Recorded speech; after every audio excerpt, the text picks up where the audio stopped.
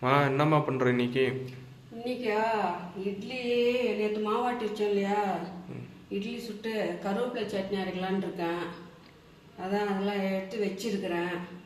கருவேப்பிலை சட்னி அரைக்க கருவேப்பிலை அலசி வச்சுருக்கேன், தக்காளி கட் பண்ணி வச்சுருக்கிறேன், 2 வரமிளகா, பூண்டு 2 பல் 3 பல், ஒரு 4 புளியாமட்ட அளவு புளி கூட நல்லா கழுவி தான் எடுத்து வச்சுருக்கணும். ஏன்னா அதில் புளியெல்லாம் மண்ணெல்லாம் இருக்கும். கழுவி அலசி எல்லாம் நீட்டாக எடுத்து வச்சுருக்கேன். இப்போ இதை மணக்கி அரைச்சி இட்லி ஊற்றி சாப்பிட்டா சரியா போயிடும். இது என்னது? இது தான் உளுத்தம்பருப்பு, கடலப்பருப்பு கொஞ்சம், உளுத்தம்பருப்பு கொஞ்சம், ஒரு 4 மிளகு. சரியா? இப்போ உனக்கில்லாமா?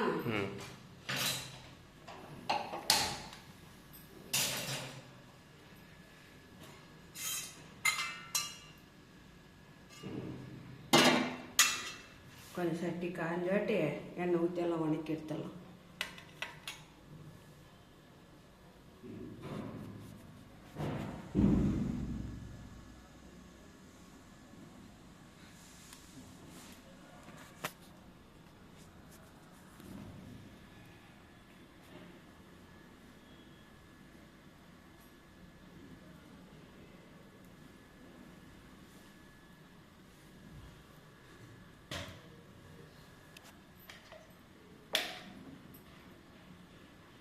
ஒரு 4 ஸ்பூன் எண்ணெய் ஊற்றி கடலப்பருப்பு வணக்கலாம்.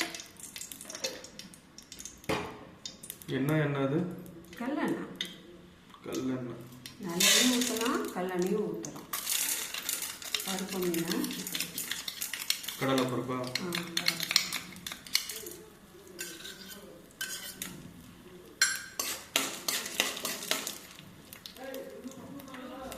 இதுலேயே அந்த உளுத்தம்பருப்பும் போட்டுருவேன். எல்லாம் அலசி வச்சுருக்கேன். எல்லாம் அலசி போடுறது தான் நல்லது.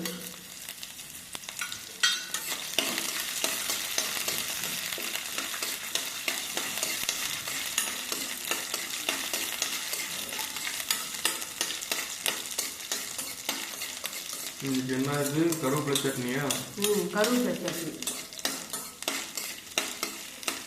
இட்லிக்கு சாம்பார் வைக்கலாம்னு நினச்சேன். சரி சட்னி போடு செய்வோம். ஏற்கனவே ஆல்ரெடி பொட்டுக்கடலை சட்னி எல்லாம் இருக்குது. அது கூட இது கருவேப்பிலை சட்னி செஞ்சுன்னா இட்லி சூப்பராக இருக்கும். நான் மழைக்கு அதுக்கும் நல்லா தொண்டைக்கு இதமாக இருக்கும்.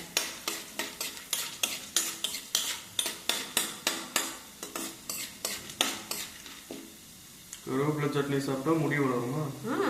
கண் பார்வை நல்லா இருக்கும், முடி கருகரு நல்லா வரும். இது இரும்பு சத்து தானே, உடம்புக்கு ரொம்ப நல்லது.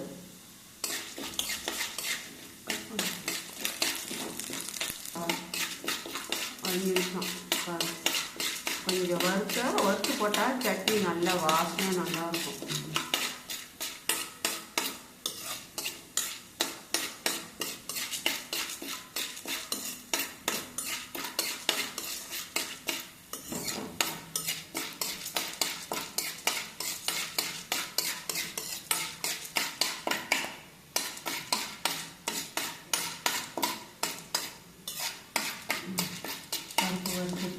இப்போ தக்காளி சேர்த்துக்கலாம்.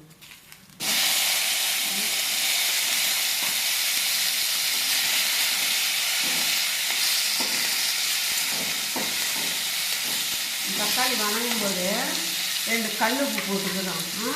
2 உப்பு போட்டுன்னு வச்சுக்கோ, சீக்கிரம் வணங்கிடும். 2 உப்பு.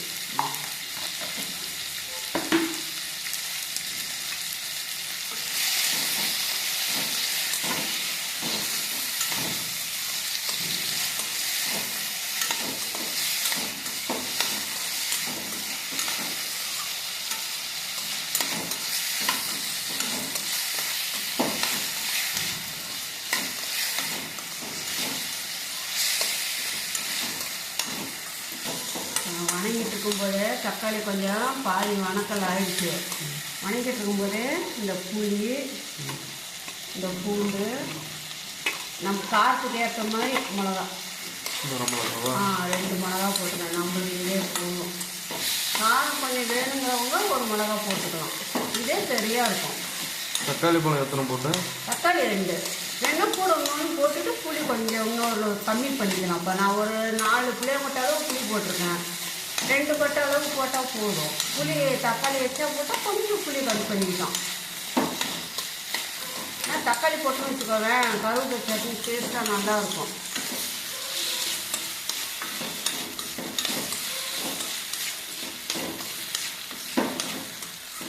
ஸ்மெல்லு நல்லா வருதுல்ல? வாசம் பற்றிய சூப்பராக இருக்குல்ல. அந்த கடலை பருப்பு அதெல்லாம் நல்லா. கொஞ்சோண்டு பெருங்காயத்தூள் தூளிக்கலாம், சும்மா லைட்டாக. இந்த கருவேப்பிலை சட்னியே அந்த வாசம் நல்லாயிருக்கும். லைட்டாக பெருங்காயத்தூள்.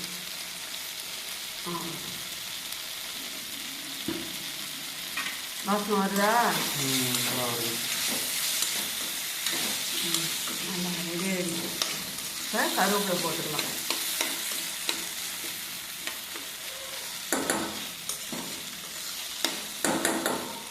கருவேப்பிலை நல்லா நீட்டாக அலசி வச்சுருக்கேன்.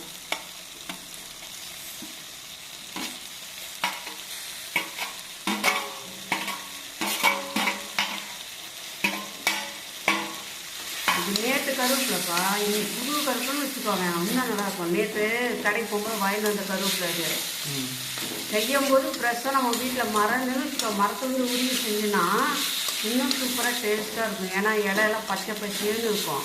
இது நேற்று காலையில் ஒரு 10 மணிக்கு வாங்கிட்டு வந்தோம். அவ்வளோதான். கருவேப்பிலை போட்டுனா ரொம்ப வணக்கக்கூடாது, ஒரு 2-3 நிமிஷம் வணக்கலாம் போதும், அதே ஜாஸ்தி. சரியா? கருவேப்பிலை சட்னி ரெடி. இது கொஞ்சம் சூடானாட்டி அரைச்சா சரியாக போச்சு. அவ்வளோதான். இதுக்கு 2 உப்பு போட்டுக்கலாமா? ஒரு தக்காளி பசங்க தான் போட்டோம். இப்போ சட்னிக்கு உப்பு. அவ்வளோதான். இந்த அப்படியே சூடானாட்டி அரைச்சிடலாம்.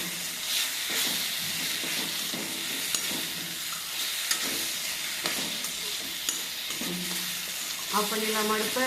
அவ்வளோதான், ரெடி.